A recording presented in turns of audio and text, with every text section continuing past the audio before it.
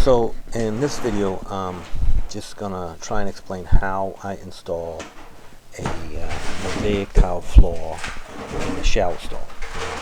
I usually do this when the floors in the shower are fairly small. They're not really big, so you can usually just reach over the curb and just install it. If it's a bigger shower stall, then obviously you're going to have to modify this method a little bit so that you can reach it. But anyway, what I basically do is I dry lay everything and cut it all in and fit it in, and then pick it up and cement it down. So what I'm doing right now is I'm just trying to see what the layout of the floor is. This is a hexagonal tile, so it's basically the same. If you're going to use a square tile, try and lay it out to see exactly what your pieces are going to be all the way around. So I didn't really have to adjust anything as far as move the tile back and forth to get decent pieces at the ends. So anyway, this is basically how I do it.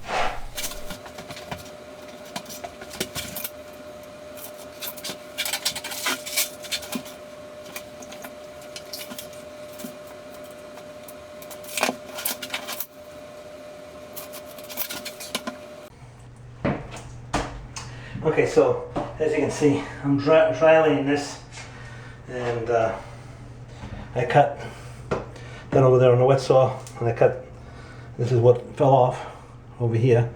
So I'm going to start on the other side with this, and I'll put that piece that I cut in there.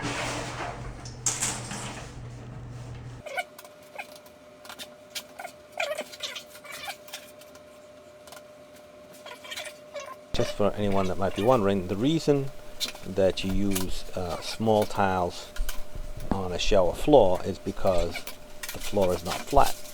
It's pitched usually at a rate of about 1/4 inch per foot or more towards the drain.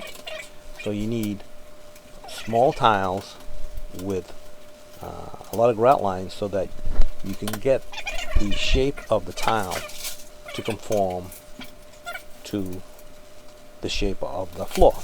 If you would use very large tiles, the floor would have to be a lot flatter, and then because the water needs to drain into the drain, then obviously you can't use very large tiles.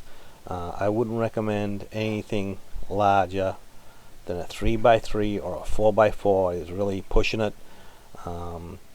Usually the shower floors are no larger than 2 inch, but you can use larger tiles.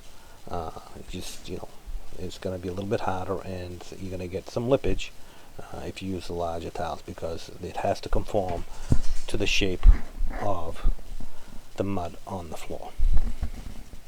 Okay, so I have all the perimeter cut in, and I got these extra pieces for here.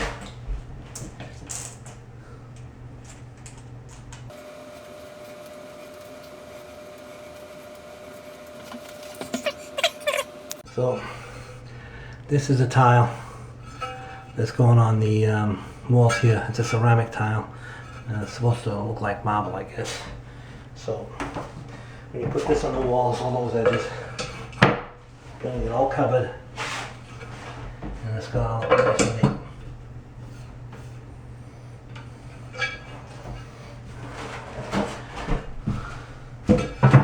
So let's do the drain.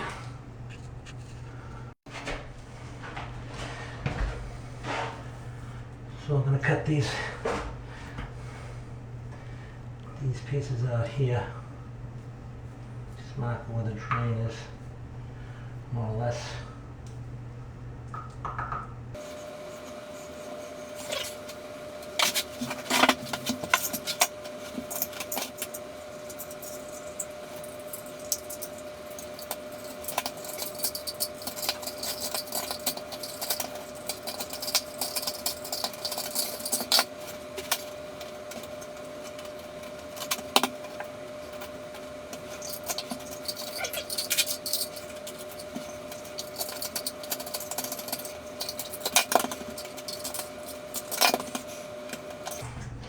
cut all these pieces out now.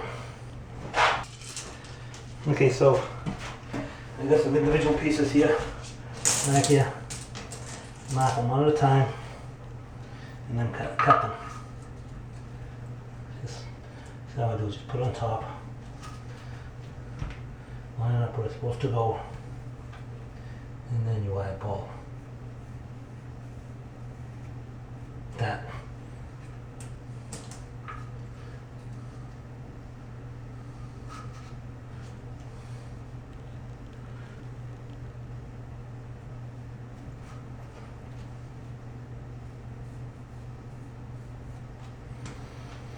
So cut these two, see how they go. So I cut those two pieces, and what you want to do before you put them in, you want to get a rubbing stone and just smooth out the edges, because that's really sharp. And that goes there.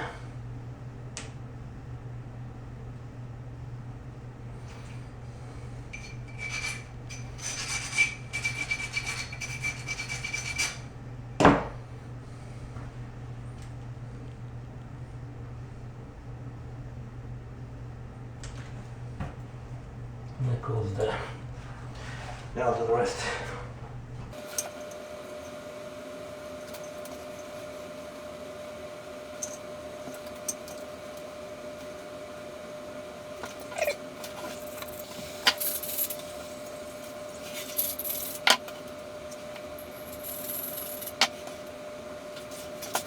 Okay, so that's all cut in.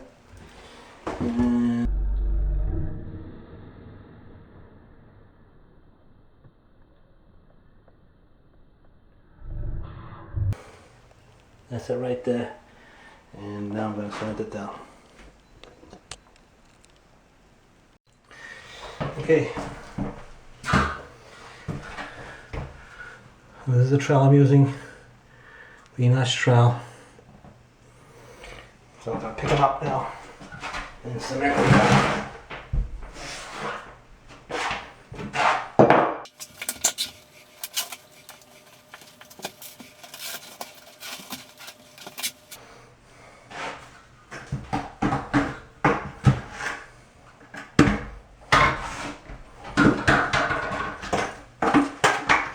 Polymer modified thinset.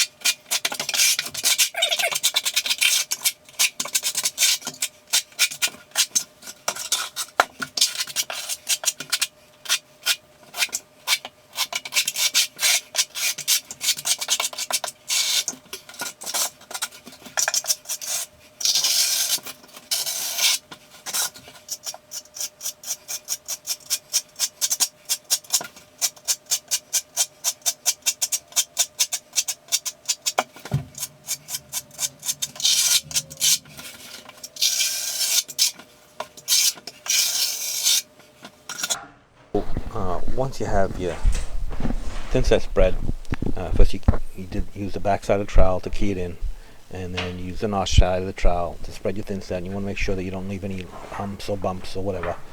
And then you set your tile in by placing it into the thinset and pressing it in, and you know, make sure it's all pressed in. And then you can lift up one corner and check your coverage. And then what I usually do is I get a rubber float and I beat it in with a rubber float just to make sure that it's really nice and set into the thinset. And then you just keep on putting your tile into the thinset by sliding it on top of the other tile and letting it fall into place. And you just keep on going like this until the whole floor is done.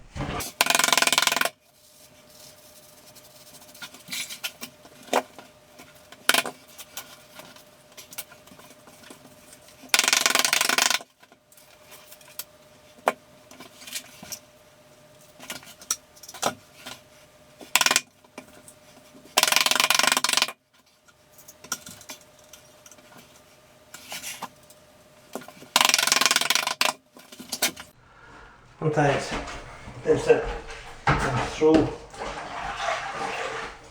the grout lines. You've got a little bit too much thinset underneath, so what can help with that is like a brush. Just run the clean it out.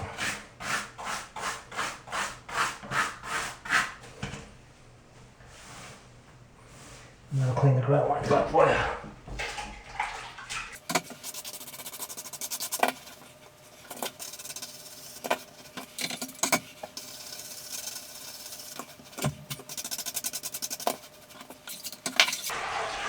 So if you don't clean it up now, when you go to grout it, it's going to be a lot harder. So you want to get the grout lines clean.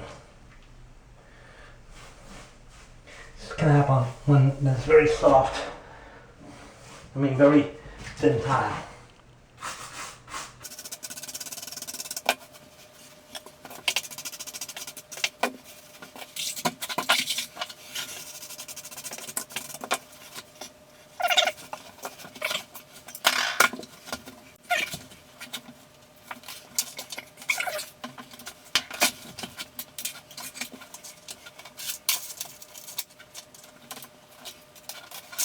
You're just basically going to continue picking up your tile, and especially around the drain. When you pick up the tile around the drain, you want to pick them up and put them down so they're more or less in order, in the same shape as the drain. You can't see it here, but that's what I'm doing.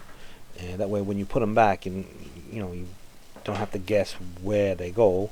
You just pick them up and put them back down in relation to where you picked them up. And to finish the floor, you just, like I said, you pick up all the tile, move them out of the way, you spread your rustiest thinset, and put them back in, and when you're done with that, you're pretty much done with the floor. You have to let it set, and then you're just going to grout it like you would any other floor.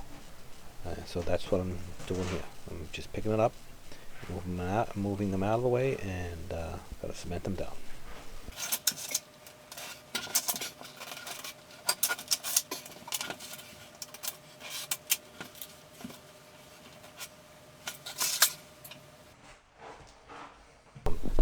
Once you've got the rest of the floor down, what's left is just the drain.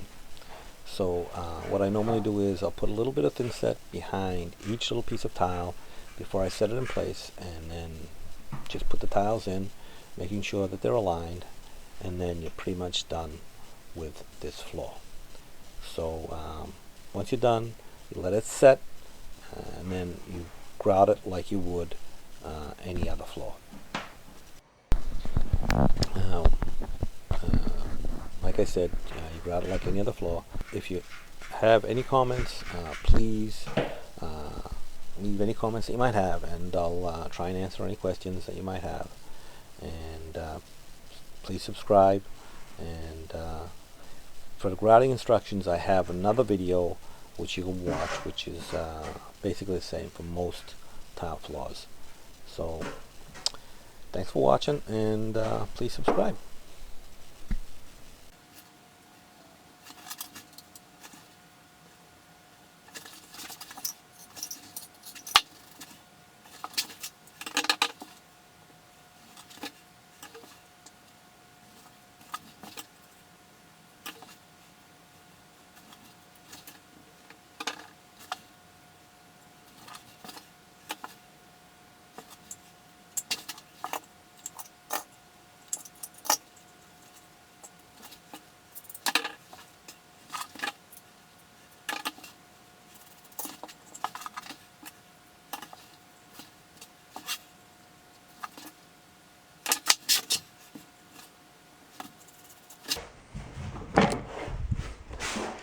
So that's that. I'm just going to clean up a little bit more, but that's the floor.